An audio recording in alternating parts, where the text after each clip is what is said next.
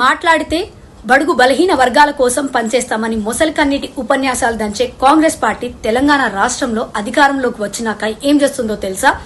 మైనారిటీల పేరు మీద ముస్లింల సంక్షేమం. అదేలాగో నేను చెప్తాను, దయచేసి వినండి. తెలంగాణ రాష్ట్రంలోని విద్యార్థుల ఫీజు రియంబర్స్మెంట్ గోసలు మనందరికీ కూడా తెలిసిందే. అయితే తాజాగా తెలంగాణ రాష్ట్ర ప్రభుత్వం మైనారిటీల సంక్షేమం కోసం 190 కోట్లు విడుదల చేసింది.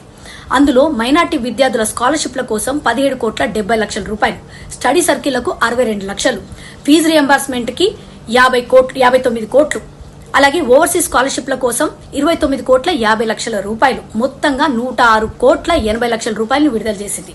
ఇదే ఫీజు రియంబర్స్మెంట్ విషయమై నాటి ప్రతిపక్షంలో ఉన్నటువంటి నాయకుడు, నేడు తెలంగాణ రాష్ట్ర మంత్రి అయినటువంటి ఉత్తమ్ కుమార్ రెడ్డి గారు బీఆర్ఎస్ ప్రభుత్వాన్ని నిలదీసిర్రు ఫీజు రియంబర్స్మెంట్ బకాయిలను చెల్లించమని. మరి ఇప్పుడు ఆ నోరెందుకో మూగబోయింది. మరి ఇదే విషయం పైన, ఫీజు రియంబర్స్మెంట్ విషయం పైన బండి సంజయ్ కుమార్ గారు నాటి బీఆర్ఎస్ ప్రభుత్వాన్ని, ప్రస్తుత కాంగ్రెస్ ప్రభుత్వాన్ని కూడా నిలదీయడం జరిగింది. మొత్తంగా స్కాలర్షిప్లతో కలుపుకొని 6,000 కోట్ల పైనే బకాయిలుంటే వాళ్ళందరికీ కూడా మొండి చేయి చూపించి కేవలం మైనారిటీలకు మాత్రమే చెల్లించడం ఏంటి? అసలు ఈ ప్రభుత్వం పనిచేస్తుంది మైనారిటీల కోసమేనా? మెజారిటీ అయిన బీసీ, ఎస్సీ, ఎస్టీ వర్గాల పరిస్థితి ఏంటి? అసలు విద్య విషయంలో కూడా ఇంత పక్షపాతం ఎందుకు? యువత ఆలోచించుకోవాలి, మేల్కోవాలి. జై హింద్, జై తెలంగాణ.